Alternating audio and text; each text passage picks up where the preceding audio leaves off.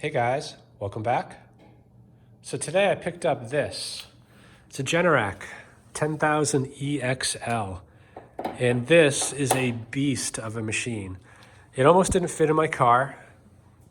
It weighs 300 pounds and it's almost 3 feet tall. I think it comes in at around 33 inches or so. So pretty serious machine. It does make 10,000 continuous watts, 12,500 surge. And, you know, this doesn't start. It's been 8 years since it was last started. And of course, now it does not run. And I can see there's a few things going on here. I'm not really sure why there's all this green tape on some of the wires. It might just be holding it together. But I also noticed here that this wire is not connected to anything. And from what I can tell, it looks like it goes here on the stud for the starter. So there's a few issues going on here besides the engine. This battery also is completely dead. No volts on the voltmeter. You know, it was made in 2004. So initially I thought this machine was probably built in that year, and that would make it about 15 years old. They started making this generator, I think, in the mid-90s, and probably stopped at around 2004, 2005. And there's another code over here.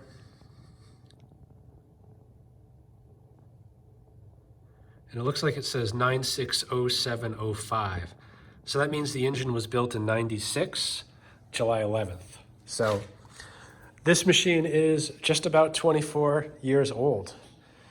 And I gotta say, for its age, it looks like it was well cared for. So hopefully we're not dealing with anything more than just a dirty carb.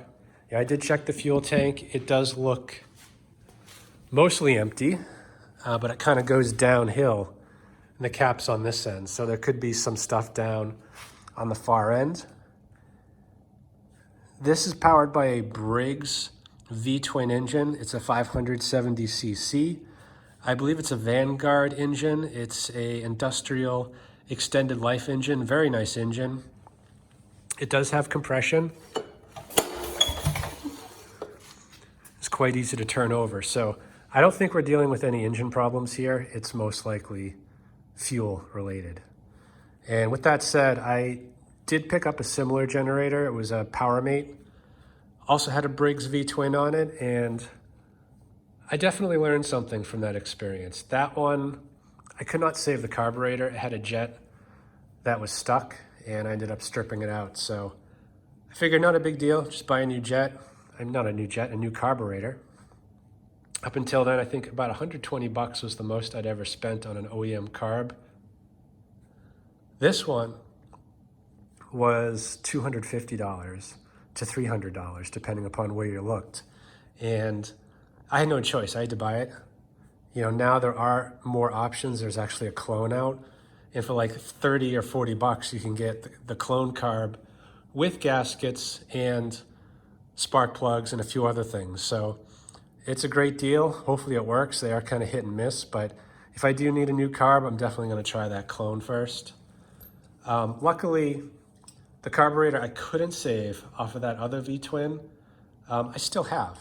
So potentially I could use it to donate some parts. And they do appear to be the same carburetor. So I really want to stick with the OEM if I can. So whether I can bring that one back on its own or give it a little help, you know, I'd like to do that. But worst case, there are some clone and OEM options. So I'm going to get you set up in a stand. I want to get that carb off and just see right away kind of what we're dealing with and go from there.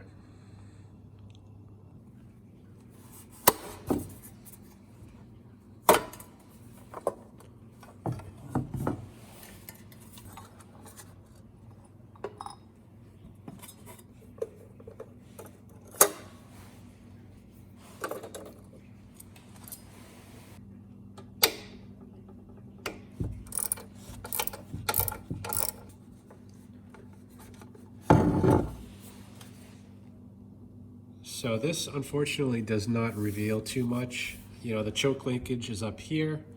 Fortunately, the throttle linkage is down below, and I believe what has to happen next is this cooling tin here needs to come off to gain access to the intake manifold, and I think the whole thing has to be unbolted to get this out.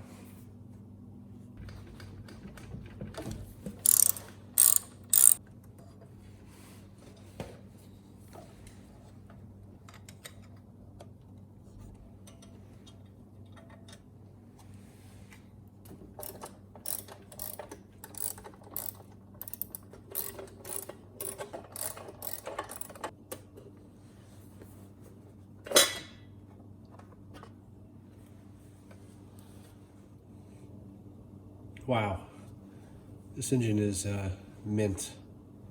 I mean, look at that. 25 years old. Those magnetos look new. Intake, new. Fins, new. Amazing. So, the main issue here getting this carb off is the bolt in the back. It is not accessible at all. So in order to get this off, unfortunately, I gotta pull the two bolts on this side of the intake as well as that side, and then kind of lift it off while at the same time getting the linkage out.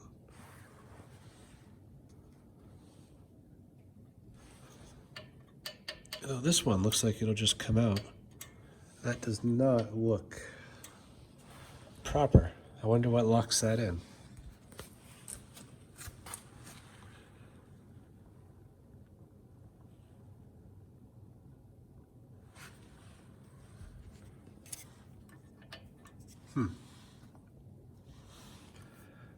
Sometimes there's a little plastic clip that's supposed to come around and clip in to kind of hold it. Wonder if that's missing. Yeah, it's missing. This is the old carb. Sorry, the donor carb, and you can see this here. It's supposed to flip around onto that wire to keep it from kind of doing this, or it just pops out. So I don't know. This doesn't look removable, but if I pull the screw here, I should be able to slide that shaft out and just swap the two, if that's what it takes.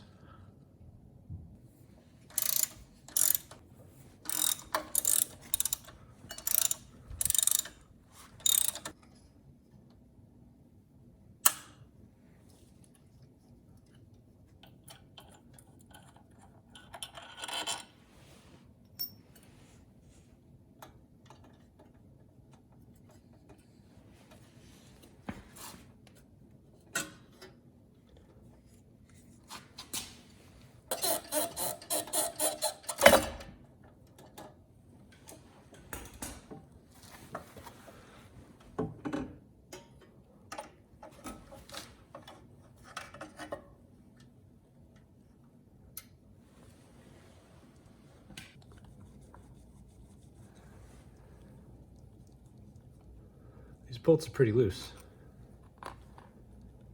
Someone's definitely been in here.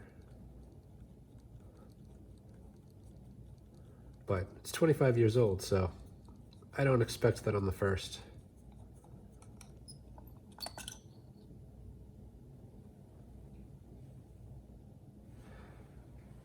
Not bad, actually.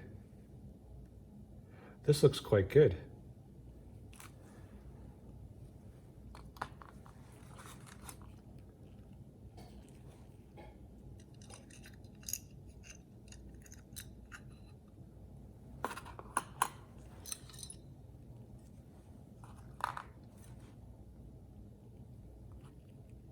Yeah, nothing obvious wrong with this. I believe this is the emulsion tube on here, and the holes actually look fine. And there is a jet down in there. You gotta pull this bolt off to get it out. That is the jet I stripped out on the other carb. And this one looks a little bit hacked up too, so I'm guessing someone did try to get this jet out. So I'm gonna roll the dice here and try to get it out. Other than that, I don't really see anything else that can be removed. And I mean, this carb looks excellent.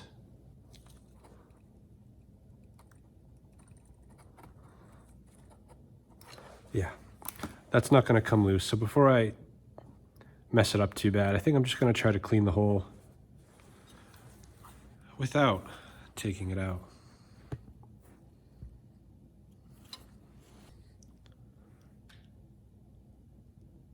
That jet's fine. Actually, I can see the light shining through it, so don't think this carb is the issue.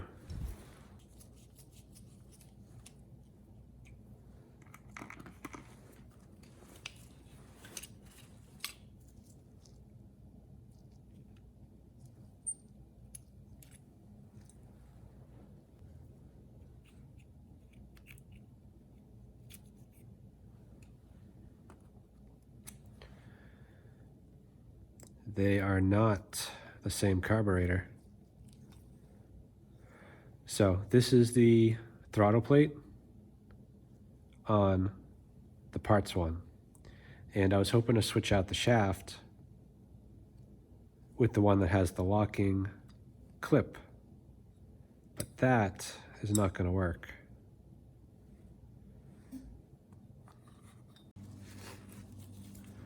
All right, so it's all back together more or less. I couldn't find anything wrong with this carburetor other than, you know, these screws were loose and this bolt was loose. So someone's definitely been in here, but this thing is pristine. You know, I don't think there's anything going on here other than the missing retainer for the throttle arm. That's very important. If that arm were to pop out, you know, the throttle would go anywhere it wants to, and that would destroy the engine. So do need to still figure out something for that.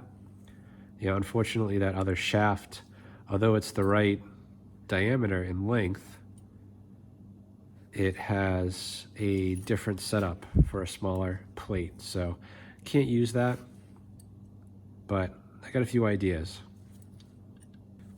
Okay, I said I had a few ideas, but I actually just have one.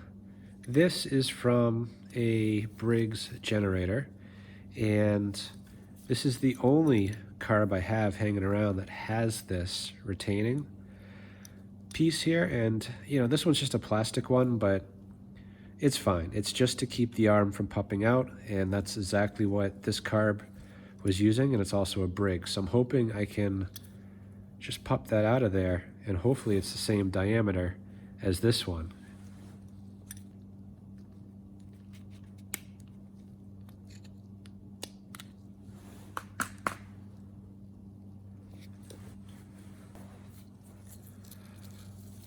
So let's hope Briggs has the same diameter hole on this guy.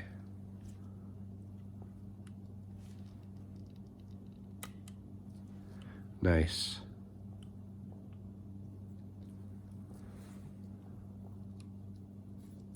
So that hopefully will work out.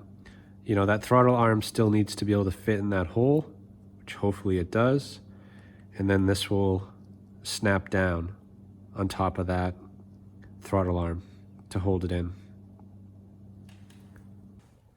Just gonna check the fuel flow, make sure it's coming out okay, and just see what the gas looks like in general.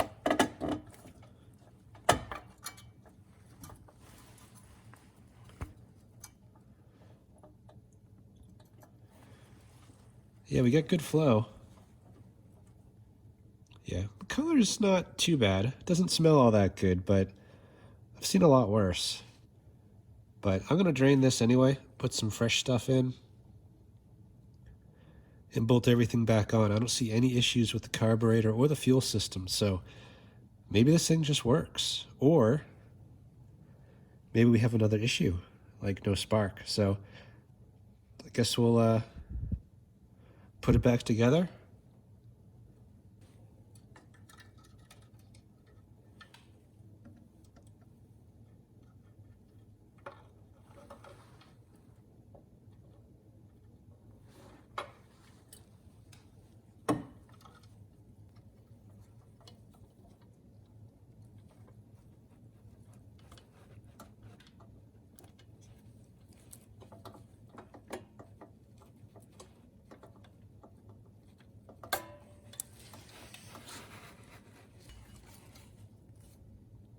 Okay, good.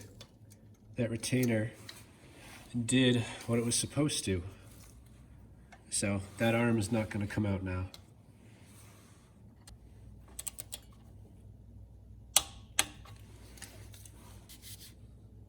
Okay, aside from the ridiculously clean carburetor, these magnetos just look like they're new. And, you know, I was just rotating the engine here by hand. You hear that? I'm pretty sure we might be touching a little. So that one especially looks close. So I'm going to re-gap these just to make sure.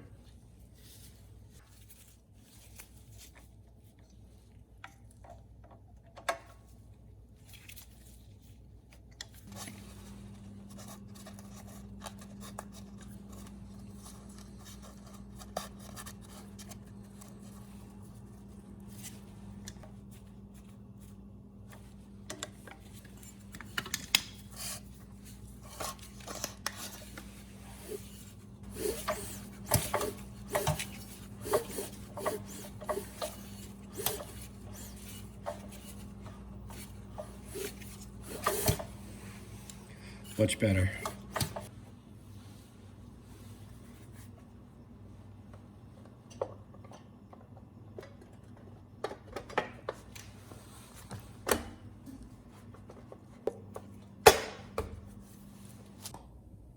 So now that I know the fuel system's in pretty good shape, I'm turning my attention now to spark.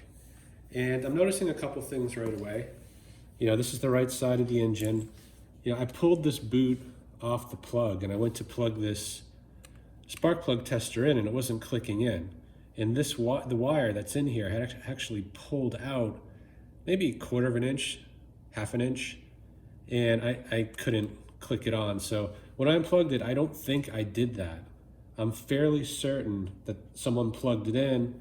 It probably just set the spark plug over the boot and they thought it was connected. So regardless if this has spark or not, I don't think spark was getting to this plug. This I'll talk about in a minute. But let me show you that there is spark, at least on this side.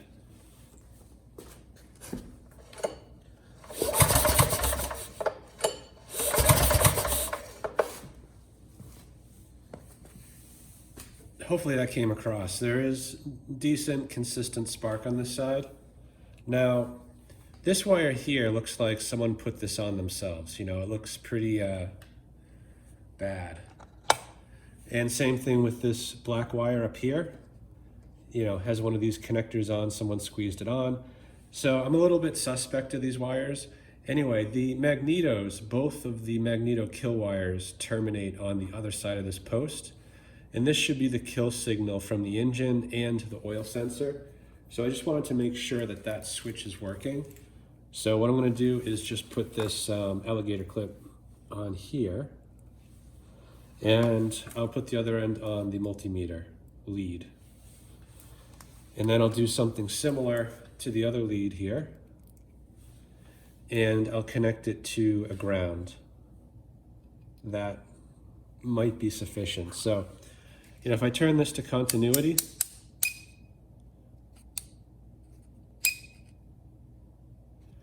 we get nothing, which is good because I have the generator in the run position. If I go flick the ignition switch to off,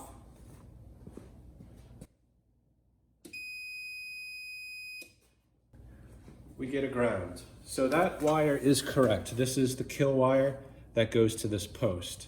But like right now it's set to run. So I'm going to set the switch back to off. Oop.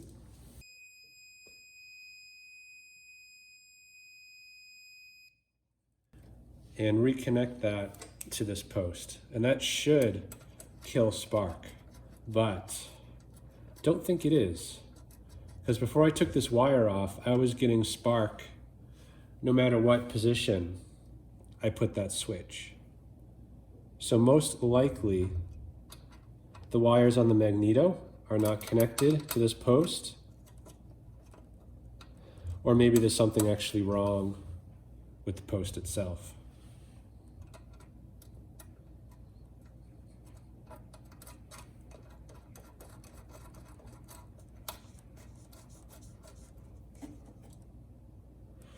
All right, so it is set to off.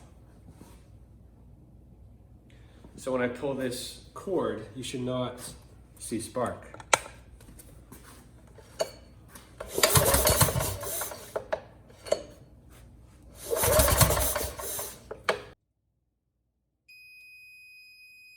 Yeah. So this is grounded out right now. We should not be seeing spark here at all, but I am seeing some spark. So, for some reason, the signal is not making it down to this magneto. And this is just the right side. Let's take a look at the left. So this is the side that had the magneto kind of rubbing against the flywheel. And for this one, I'm just going to do the same test. This connection was good, like it definitely was on the spark plug. And I'm going to turn the engine to run.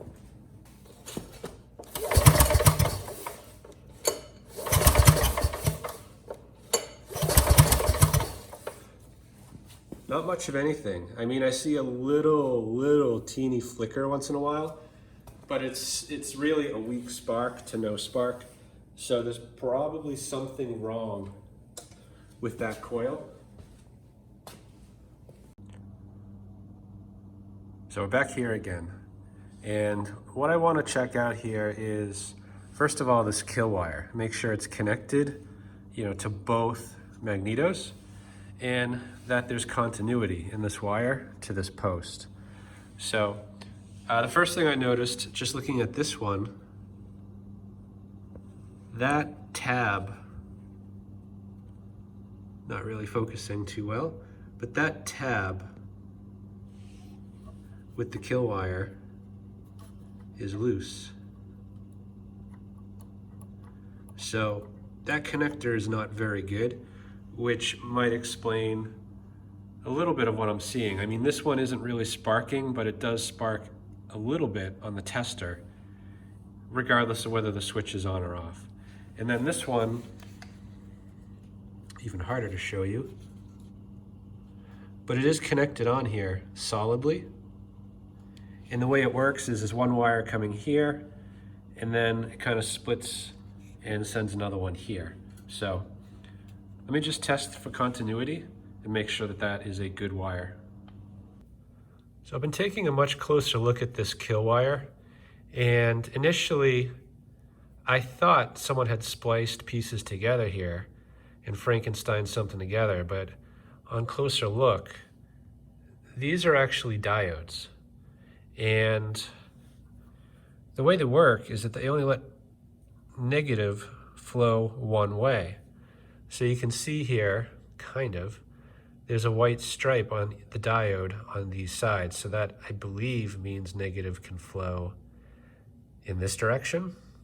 Regardless of whatever direction it is, that is the indicator of the flow. Now, this wire here was plugged into the post that receives the kill signal. And the diode is facing on the left side here. So if my understanding's right, it's going to go here and stop. So nothing else downstream is going to receive any signal. And the even more confusing thing is, let's just say that, the power did get by there. This one is connected to a magneto, and so is this lead. And the diodes are opposite each other, as far as the flow goes. So something didn't seem right. So I thought about it for a while, and I think what's going on here is that someone took this wire off and reconnected it improperly. I think this should go on the post, the kill post, and then each one of these goes to a magneto. And now the diodes are both facing toward the magneto, so it's going to let that kill signal flow in. So I'm gonna reconnect it that way. I'm also gonna see if I can straighten out this a little bit. You can see it's split open some. And I think that's why it's not making a good connection on that post. So if I take some pliers and kind of squeeze that closed a bit, hopefully it'll latch on to the magneto well. All right, so I got the wires all hooked up the way I think they should be. So I do want to put the blower housing back on and just pull the engine over a few times and see what, if anything, has changed with the spark. Okay, so we're looking at the right side of the engine. This is the side that had spark, but I couldn't kill it. Right now I have the engine ignition in the off position, so hopefully there's no spark here. Okay, good. Now click the ignition on.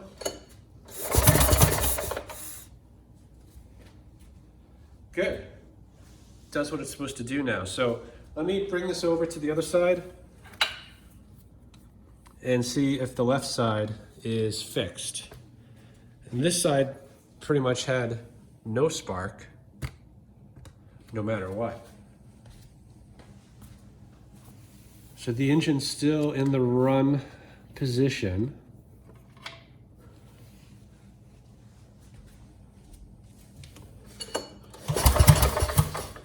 Okay, good, that's a good spark.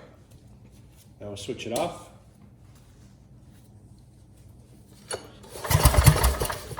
And it killed spark, so I think we're ready for contact. The fuel system looks good. Carburetor's in good shape, fuel's good. I put new fuel in. Spark on both sides is good. And more importantly, the off switch works. So I'm gonna bring this thing outside and try firing it up. All right, so it's actually pouring rain outside right now, so I'm not really in a good position to bring this out to test at the moment. So, I am working on a few things here. I did, take off all that green tape and just put some zip ties on here. There's no concerns on these wires. Did the same here. I was a little suspect of this wire up here. It's a homemade connector here, and it runs all the way back into this control box. I was thinking, what in here needs 12 volts? I couldn't think of anything, so I did check the diagram, and it's actually not sending 12 volts into the panel.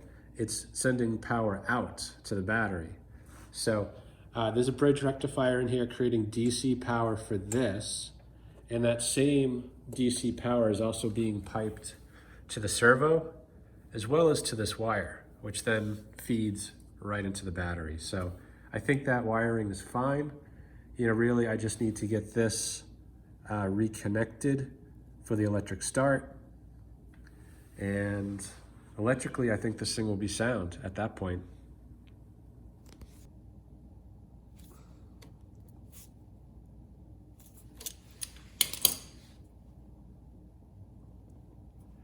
Okay, it's on there pretty good now. I don't think that's going anywhere.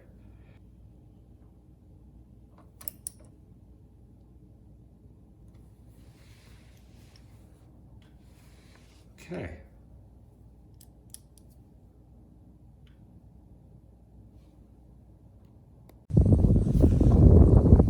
So we're just about ready to go here. Got everything hooked up to it. Just a space heater, a blow dryer, and a light, as well as a meter to measure the voltage as well as the hertz. And I think my son wants to start it, so we'll let him try. He is also bringing the fire extinguisher, just in case. It's the biggest engine I've seen start. Yeah, this thing is magnificent, I gotta say. Out of all the generators I've fixed, it has a beautiful engine and a beautiful stator housing. So, First time ever having a big engine. Looking forward to getting this going. Hopefully it goes well. I might want to back up a little bit. Are you gonna start it or am I? All right, let me turn the fuel on first. Stay. Sounds like it's starting.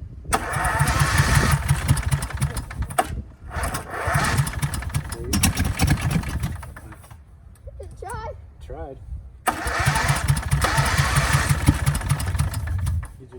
starter again until the engine stops.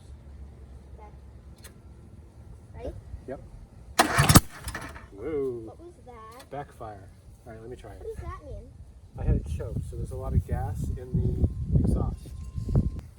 I'm like holding it.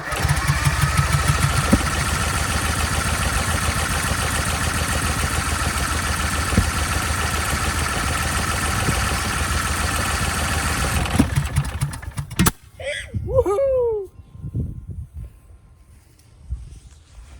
All right, so clearly we have some more work to do. There is something wrong. You know, I'd say the valves are either out of adjustment or not closing, potentially a timing issue. I wouldn't really expect that.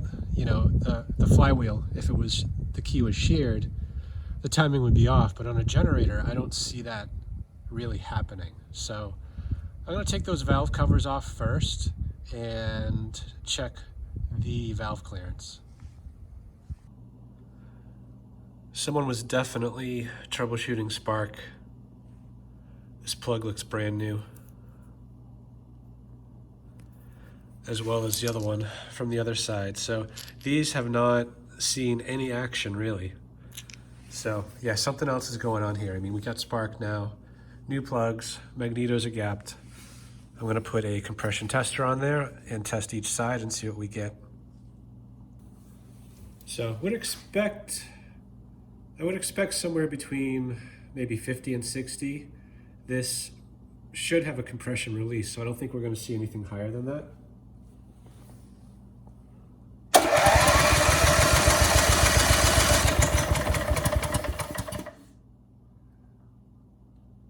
I could be wrong. So that is closer to, it's a little over 100, maybe 105 or so. So that is a good number. Let's try the other side. All right, now for the right side.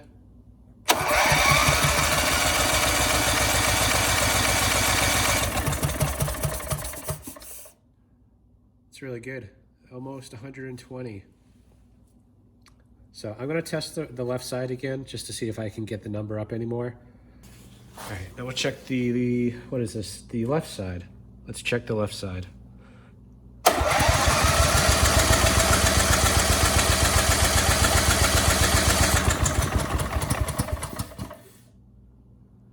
So I'd call that at 110, a little bit lower than the right side, but that should be sufficient to get this engine running. So now we got spark, we definitely have compression and fuel. So I'm thinking the flywheel key could be sheared. So I'm gonna pull this cover back off and take a closer look.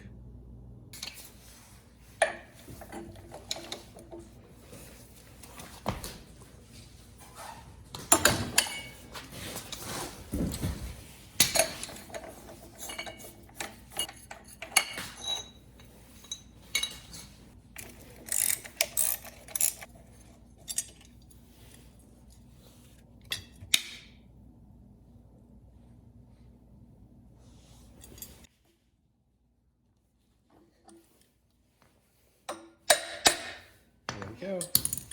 Did you break it?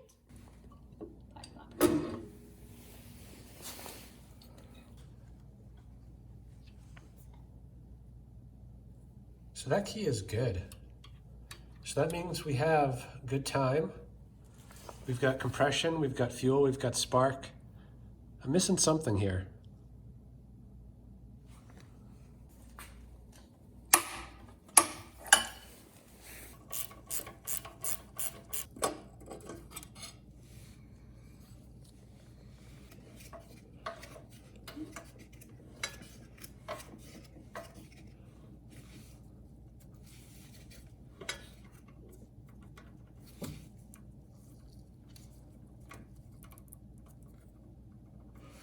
Those don't feel too bad. Let's take a look at the other side.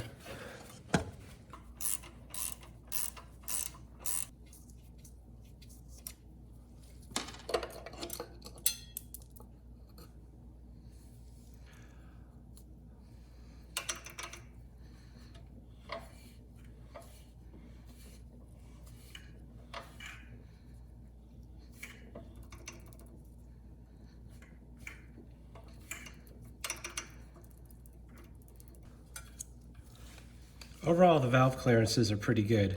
I wouldn't say they're dead on, but they're probably within a couple thou, and nothing's too tight. If anything, maybe a touch loose, but not enough to be concerned about. The only issue I saw when taking off this cover, someone over torqued it and broke this cover. So that'll have to be replaced, but doesn't need to be done right now until we get a working engine. Okay, so I may have just figured it out. We saw that the compression was good. The valve clearance looked pretty spot on. You know, we know the timing was good because we pulled the flywheel, the key looked fine. You know, so that pretty much rules everything out. Except, you know, we know when we got this machine, someone was messing around with the magnetos. These were new magnetos, although one off-brand.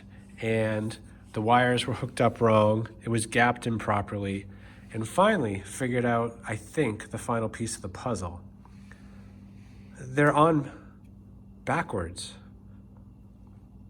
And I can kind of see why they might have gotten confused, because on the OEM ones, this tab goes in the back, meaning it should be not visible. It should be right on the back here. But on this one, which is an aftermarket one, I can't even say that, there are some differences. One of them being that this tab is more kind of on the side, but up front on the side. And we obviously tested for spark after we fixed all the other problems, and we had spark. But since reversing this one, I get really good spark, whereas this one, it still lights up the tester, but the spark coming off the plug is pretty weak, and the light isn't as bright as it is once the coil is flipped around. So let me show you the difference between a coil that's on backwards versus one that's on correctly.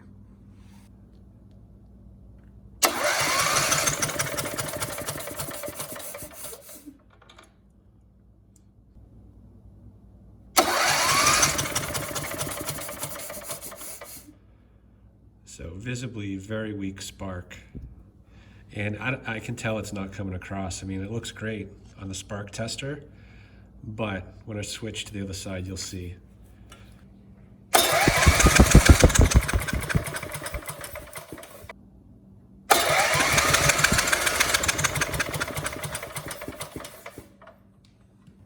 So it's not the first time I get excited about something before knowing 100% if that's it, but I think that's it.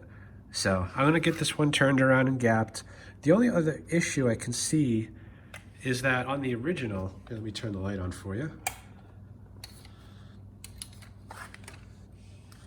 On the original coil, this tab is in the back and it's a little bit further over. So I think this original wire actually isn't going to reach all the way over here, which is probably why it was installed the way that it was.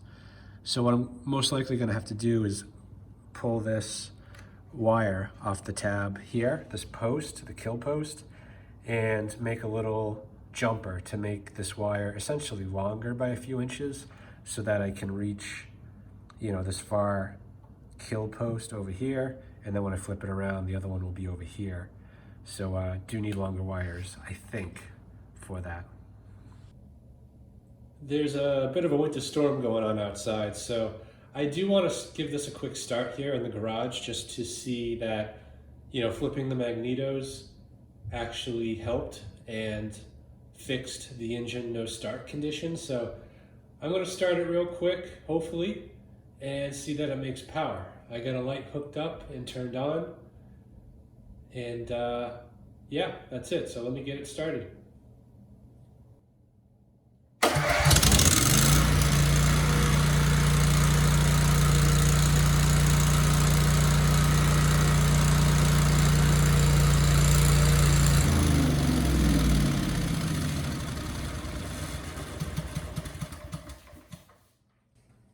Okay, that started very well, actually, without the choke on.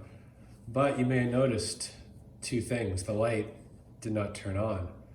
Also, the engine just shut down. So it could be a fuel problem or a spark problem, I'm not sure. I'm gonna get the spark tester on it and start it again and see if that sheds any light on why it just shut down. So I got the spark tester hooked up.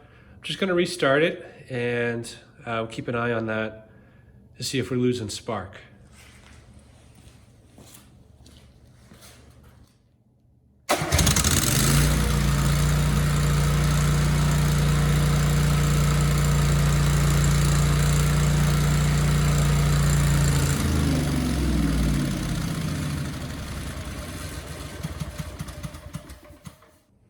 So I think you could see we lost spark, which is why it shut down. There's really only one reason that would be happening, well, maybe two. You know, potentially there is still an issue with those diodes on that kill wire. Or, you know, this generator has a low oil sensor. Actually, it's an oil pressure sensor. Potentially that's bad. So I'm going to disconnect the wire on that sensor and restart it, see if there's any different result.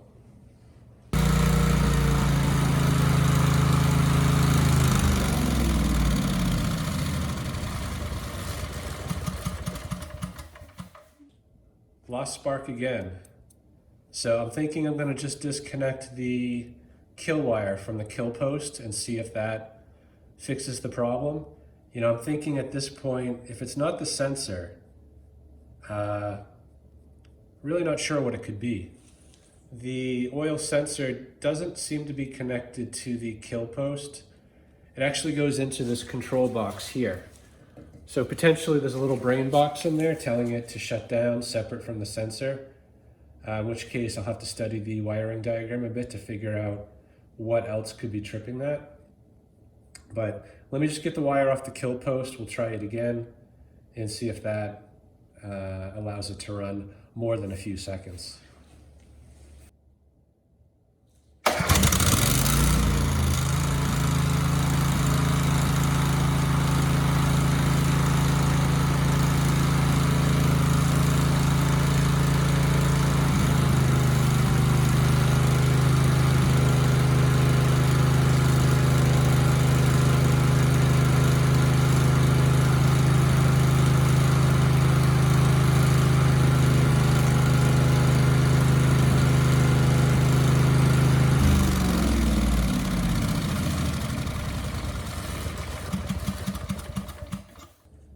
So disconnecting the kill wire solved the shutdown problem. This thing will run now. It runs really good. The engine sounds great. Unfortunately, there's something in that control box telling it to shut down. You know, I'm not sure what it is offhand, so I'm going to consult the wiring diagram and just see what it could be. So I'm going to take a minute to do that. Also, there's no power output, so potentially they could be related. You know, maybe the generator's seeing some sort of fault and telling, you know, the engine to shut down. So I'm not sure which is going on, but I will need to do a little bit of research and I'll turn you back on shortly.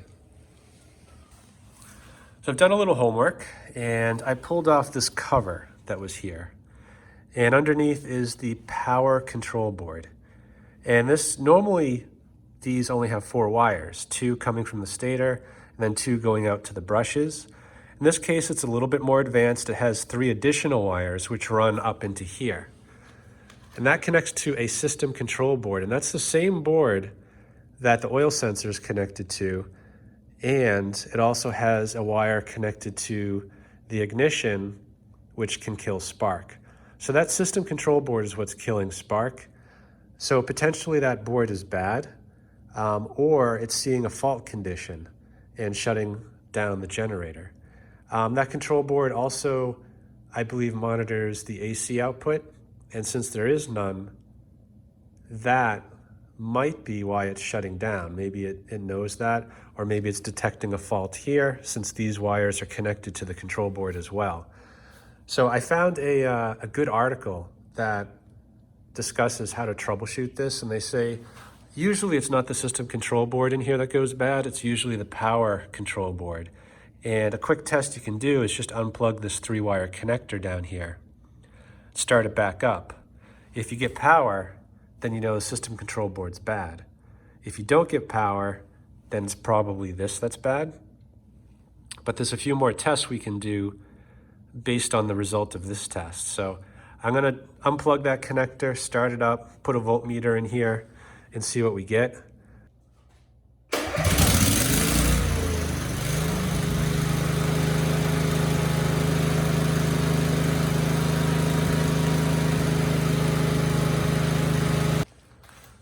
Didn't want to leave it running too long. I only got 1.9 volts on this meter, which is a bit low. Well, it's very low, but I was expecting a little higher even though this thing wasn't powering up. So residual magnetism could be an issue. And you know, the fact that I unplugged that connector and there's still no power tells me that it's probably not the control board that's bad. It's most likely this power control board, not the system control board. And really the next test to do, besides the ohm test, which I did, is to remove these wires from the brush assembly and connect a DC 12 volt battery to it while the engine's running. And that should produce around 50 or 60 volts, something that we could maybe see a little bit on the light and measure down here. So I'm gonna rig that up and we'll do one final test. If that tests good, then it's that power control board. So this is the plan, and hopefully I did this right. I have a couple alligator clips on the brushes, and I believe the brush closest to me is negative and the one further away is positive. I'm just gonna double check that. And I'm gonna start it up, and once it's running, I'm going to attach this 12 volt source, DC. I do have it fused, just in case it goes horribly wrong. Don't want to leave it connected too long. These wires are not really appropriate. They're going to overheat. But what this should do is power up the rotor. And I still have the meter hooked up to the AC outlet, so I should see, you know, around 50, 60 volts hopefully. And that should be enough to get this light to start to glow a little bit. And if it does, if that all happens, then that means the rotor and stator are in fact probably good. And it's just the power control board that most likely just needs to be replaced.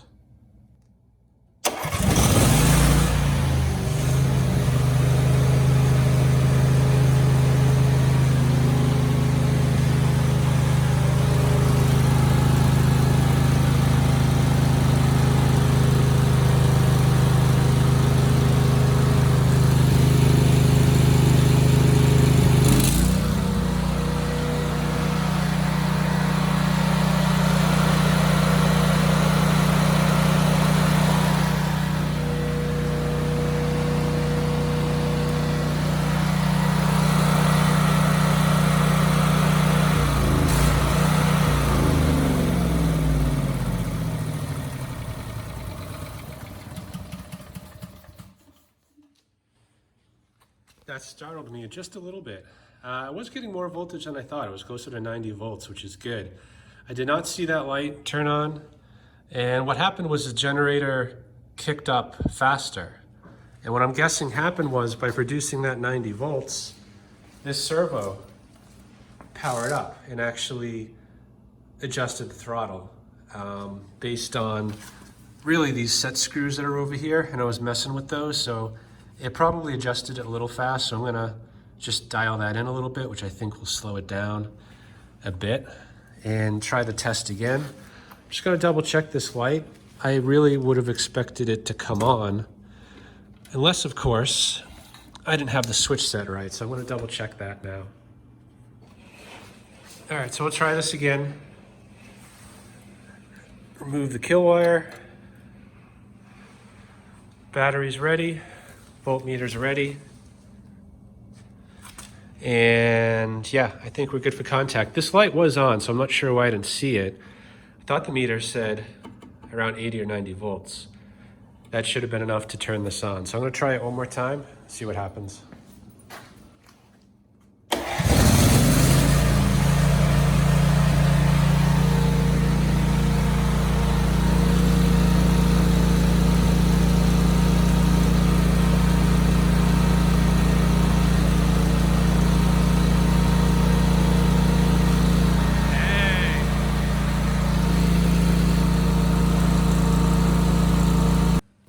is good news. That light turned on pretty bright, so the rotor is good.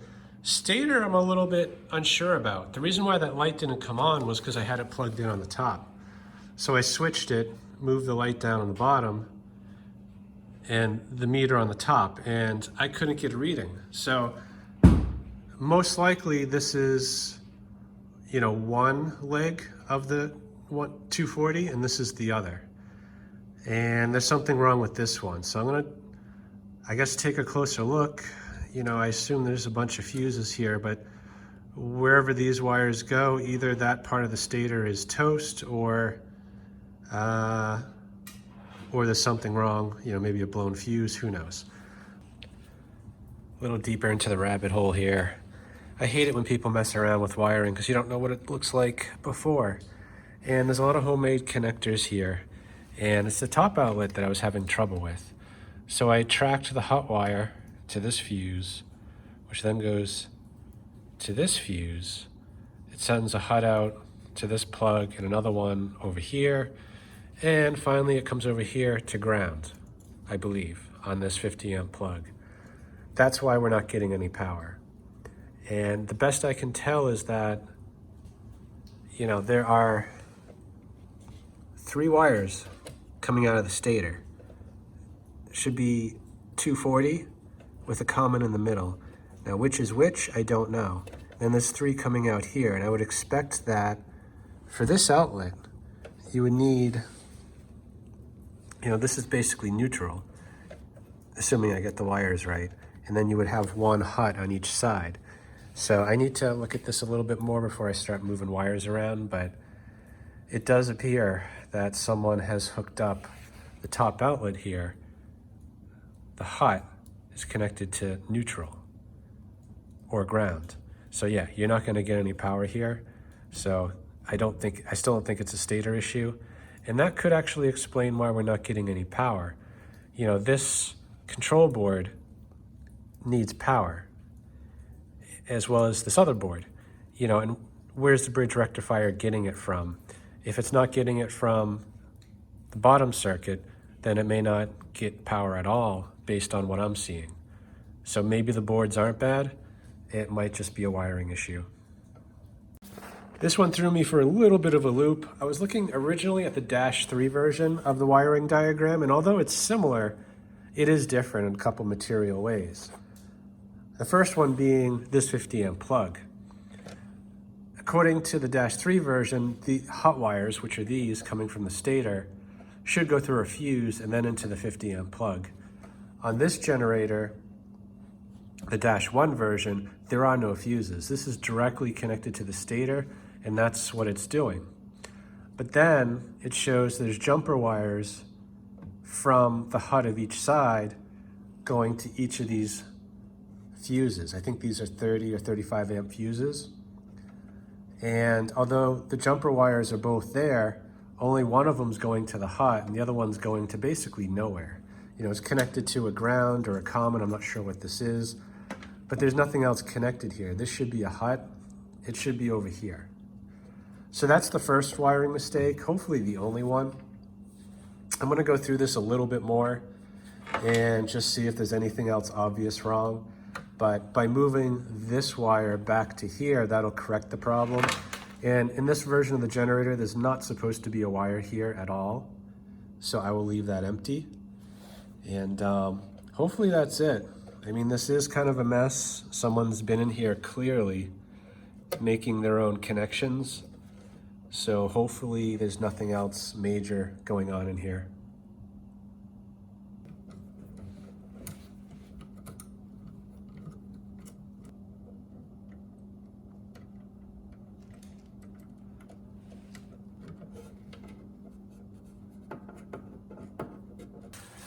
I think I found another mistake. This black wire is for charging the battery, right? So it comes back here and in as black. We also have a green wire that's going over to the oil pressure switch. And if you look over here, the green wire comes in right here, and it looks like it's going to a bridge rectifier. So that poor switch is getting 12 volts DC, and that could or may have cooked the switch. This black wire, which is supposed to be the charging wire, is actually going to the oil sensor right here. So this board should be getting the oil sensor input, which is the green wire. So these two are backwards. So I'm gonna get those swapped around. And yeah, that, I was trying to think of the impact of that. I mean, this is getting 12 volts now from the battery, which is going into this board. You know, so is it taking that 12 volts as the sensor is tripped and that's why it's shutting down? Or did the 12 volts cook the board? Yeah, I don't know. That's too bad. Anyway, I'll get those fixed and keep looking. So hopefully the last test for today. I've got lights hooked up to both outlets, which are different legs of the 120. I'm gonna reapply power to the brushes and hopefully we get power.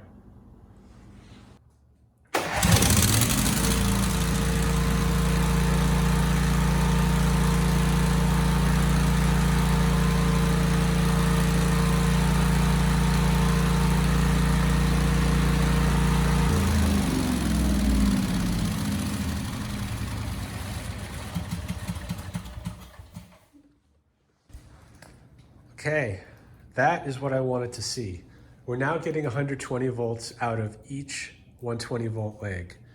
And you know, I didn't have enough time really to test everything thoroughly, but the important things are working now. The engine now stays running even with the kill wire permanently attached. And since it's making power on both legs, when I supply DC power to the rotor, I know that the rotor and the stator are good. It did not make power when disconnecting it from the system board, which is a sign that this module is bad, so I'm gonna order a new one of these. You know, the test by putting the power into the rotor is just to rule out something wrong with the power head. But that's good. We know the system board's good, most likely. We need a new one of these.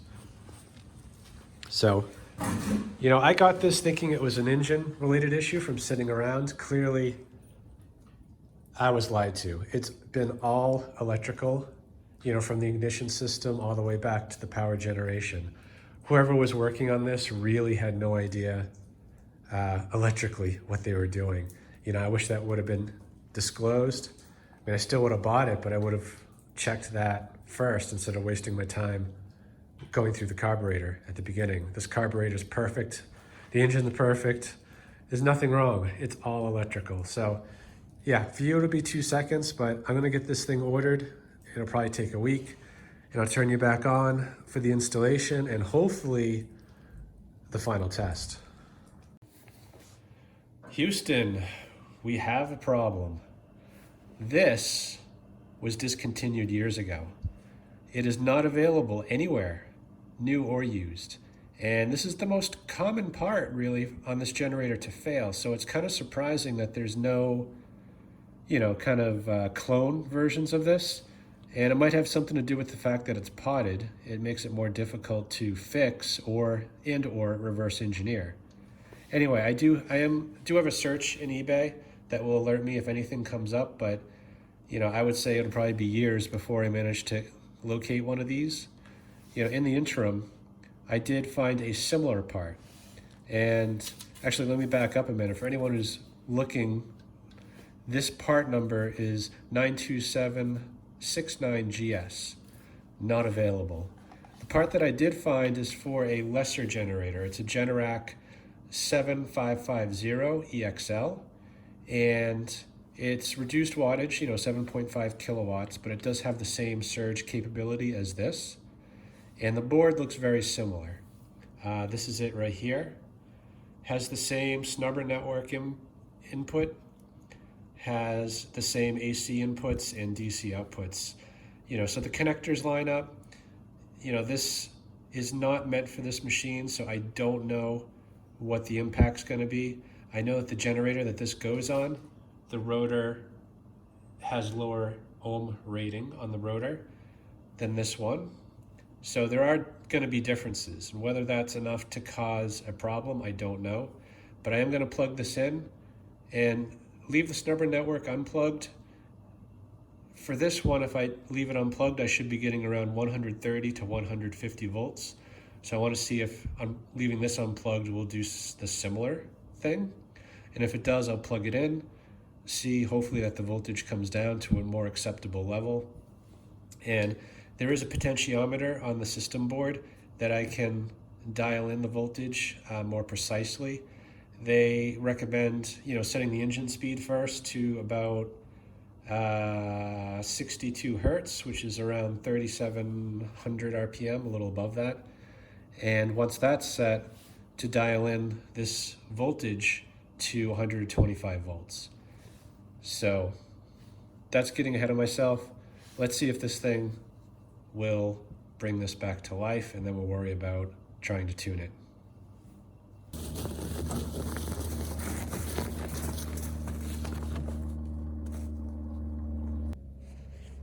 Be lying if I said I wasn't a little nervous about this. This board is not the right one, but it is the board that's used in all the other EXL generators except for the 10000EXL. I did find a circuit diagram of this board, and I was able to compare it to the board that's supposed to be on here, and has exactly the same components on it. These components are rated a little bit less. So, I think we'd be good probably till about 7,000 or 8,000 watts.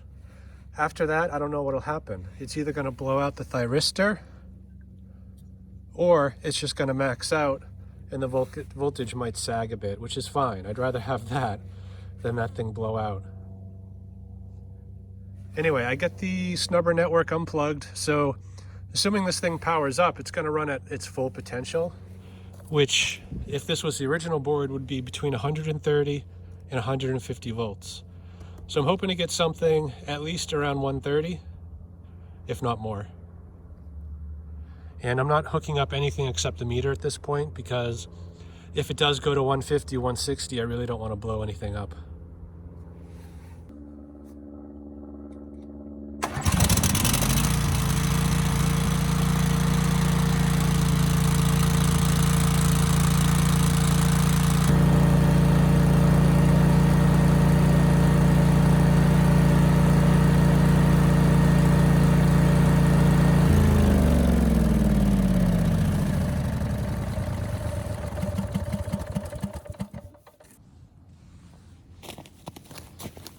So we only got 3 volts out of that. So I don't know if it's because of the bad part or if there's something else going on. I know that I did hook up the 12 volts backwards. So the residual magnetism, it switched poles probably on the rotor. So I'm going to try giving it a kickstart by flashing it with a drill. See if I can get this thing to power up.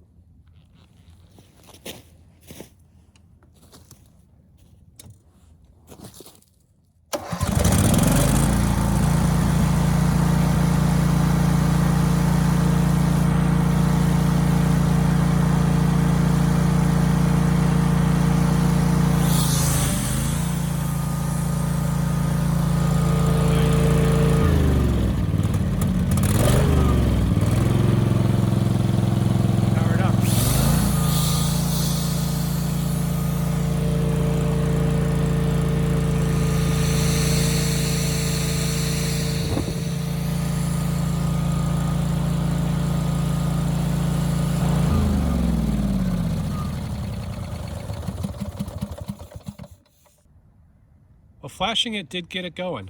The voltage was higher than I expected, so I do need to check the engine RPMs. Most likely the excessive voltage is due to the fact that this is the wrong part, and the ohms are different in that rotor, and maybe the voltage going into that regulator might be higher than it is on the other Generacs. Anyway, gonna plug in the snubber network, restart it, see if it can regulate the voltage down to a better level. hopefully around 125 or less.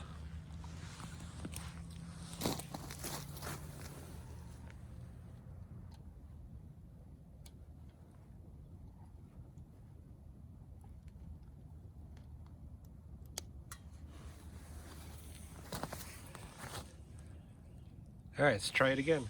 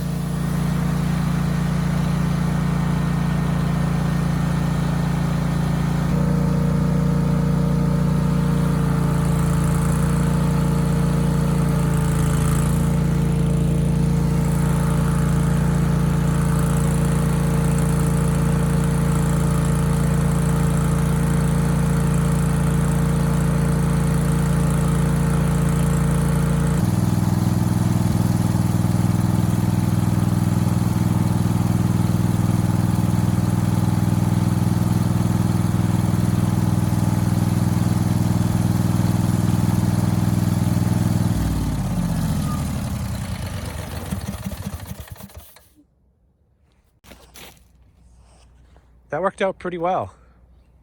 I did need to flash it to get the system to kind of kickstart, and that's probably my fault. I'm sure it's my fault. You know, when I connected the DC to the brushes, I got the polarity wrong, and what it most likely did was flip the residual magnetism in that rotor. So north is south, south is north, and in order to power up, it needs to flip those poles, and most likely the magnetism probably would just collapse trying to do that on its own. So I gave it a little kickstart with the drill and we're good. And after shutting it down and restarting it a few minutes later, power came right back on. So hopefully we don't have a residual magnetism issue. You know, otherwise the voltage is good. You know, the system control board regulated it right down to 122 volts unloaded. Under about a 3200 watt load, it did sag a bit to 114. Yeah, I kind of wish it would have stayed closer to 120, but you know, I guess I can't complain too much. It is in acceptable range. You know, I can fine tune the engine speed a little bit, and I will do another test with a higher load, you know, probably closer to 4,500 to 5,000 watts, just to make sure that voltage doesn't collapse at some point. So I do need to get a new rocker cover ordered, which I knew, but this crack is much worse than I thought. It actually extends out from this hole and goes all the way across the cover, which is why the oil's leaking so bad and kind of splashing up here on the heat shield and the exhaust. So I'll get a new one of those. And the only other issue that I know about is really just finding a way to mount this. You know, it's not meant to be hanging out here. It's supposed to be screwed on right there. And this is a different form factor. It has like rails on the side it's supposed to slide in, which isn't really going to work in this case. So I do need to come up with something to get this thing on there. So let me turn you guys off, get that rocker, get this thing figured out, and you know, probably let it sit for a week or so and start it up again just to make sure residual magnetism isn't an issue and that this thing will power up without giving it a kickstart. It's been a few days, still waiting on the rocker cover. You know, I was editing this video today and realized something. There's some footage I cut out. And before I applied 12 volts to the brushes, you know, as soon as that engine was running without shutting down, I did plug in a drill and try flashing it, which did not work. So I cut that footage out. It was kind of redundant because I was applying 12 volts down here later. Well, as we found out, the 12 volts was applied backwards, so that would have made things even worse. And when I tried flashing it, I used the top outlet. And at the time, I didn't realize or didn't know the top outlet was wired incorrectly. So that flashing it through this top outlet would have done nothing because it was connected to ground, basically. And the 12 volts down here did worse than nothing. So I never really successfully flashed this generator with the old board. So now I'm thinking I need to give that old board one last chance. So I'm going to remove this new one, which is the improper part, plug in the old one, and give it one last try. After a few days lost in the mail, it did finally arrive. So it looks like the right part. So I'm going to go ahead and take this off, put the new one on, and then we should be good.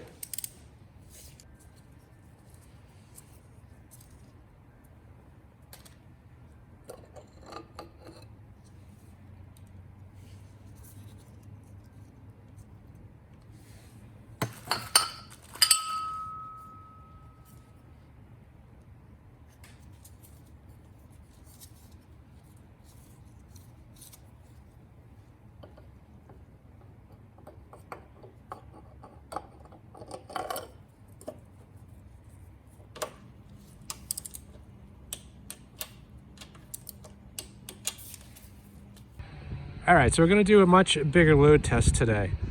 It's gonna be close to 4,500 watts. I'm gonna do 1,500 watts on 2 of the heaters and then an additional 800 watts on each leg. So that'll bring the total pretty much near the 20 amp max that this thing can do out of those outlets. So I'm gonna start it up, check the hertz. I want it to be around 61.5, which is about 3,700 RPMs. Once I'm sure the engine speed is good, I'm going to check the voltage. And if it's below 125, I'm going to adjust it up a little bit to like 126, 127. And there's a potentiometer behind here that I can stick a screwdriver in and make those adjustments. So let me set the engine speed, set the voltage, and then we'll do the big test. Hold on. That scared me. Okay. Ready?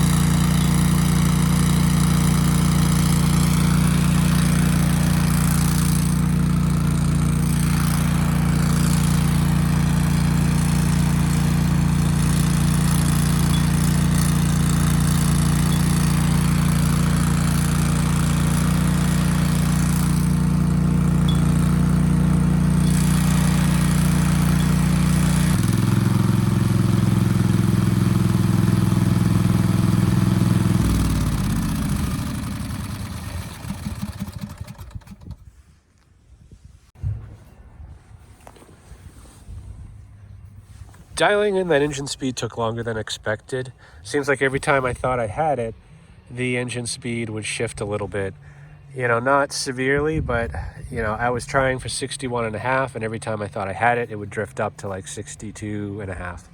So I finally settled on around 61 hertz, which is a little below, probably about 3,650 RPM, give or take. And that seemed fine. Then I moved on to adjust this potentiometer to bring the voltage around 125. And this was very sensitive, so just keep that in mind if you're adjusting it. Anytime you adjust or replace, you know, the power control board or the system control board, you should probably adjust this to bring it back within spec. Anyway, the voltage held pretty well under full load here. It was 4,500 watts, and the voltage stayed at around 119 volts, which is perfect. The engine speed did sag more than I would have liked, but it was still acceptable. You know, it was in the 58 hertz range under this kind of a load.